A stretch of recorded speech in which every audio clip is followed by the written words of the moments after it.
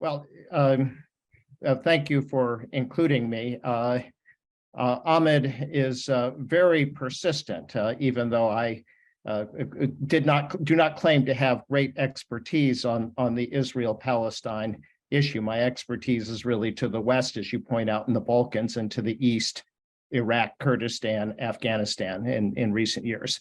But of course, I've made a number of trips there, and my approach is really to look at this strategically, and to look at the strategy both of the Israelis and of the Palestinians.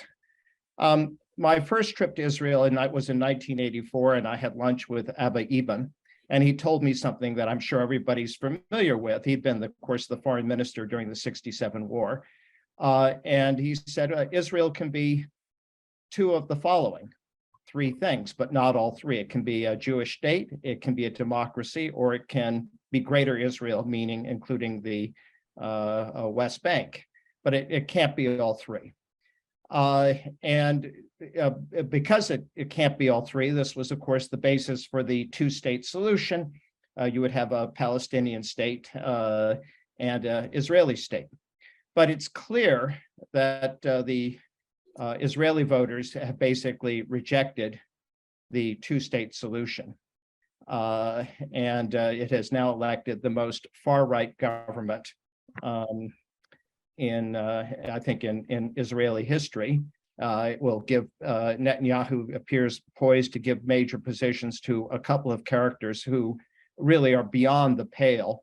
Smotrich, who's a proud homophobe, racist, and also to Ben Gvir, who's been repeatedly charged with hate speech, who had a portrait in his home of the murderer who killed 29 Palestinians in the Hebron massacre. So that's the character of this government.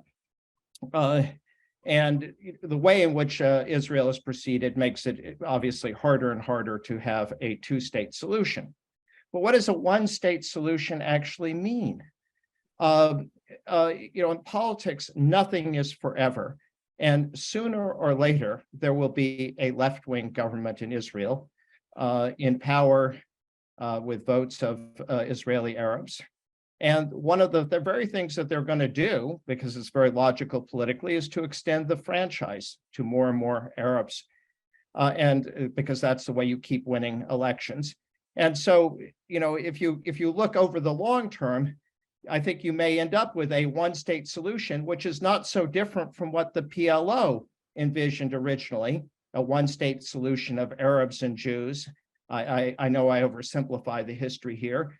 Called Palestine. Well, we may end up with a one-state solution of Jews and Arabs, which is called Israel, but in substance may not be so different. So much for kind of the broader picture of where the Israelis are. What about the Palestinians? I first got involved in this in the late '70s, early '80s, and early on, I was visited by some Kurdish leaders, including Jalal Talabani, later president of Iraq, and they said, everybody's paying attention to the Palestinian issue.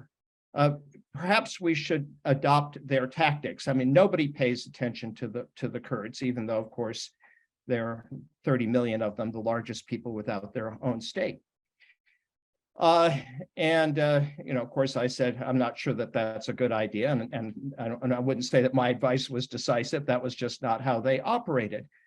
But 40 years later, the Kurds are very close to having their own state. I mean, they have their own de facto own state in Iraqi in the north of Iraq, which with their own military, their own government, they were able to conduct a referendum on independence, and they're just steps away from full independence. There's a de facto Kurdish state in northeast Syria.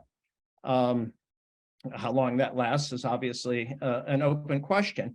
And the Palestinian issue has gone from being the central issue that when Americans or the West thought of the Middle East in the 1970s and 1980s to being kind of a third or fourth tier issue. Now, that isn't obviously, entirely the fault of the Palestinians, but I think that it does require on the Palestinian part to some rethinking of what kind of strategies are pursued. And I will stop there.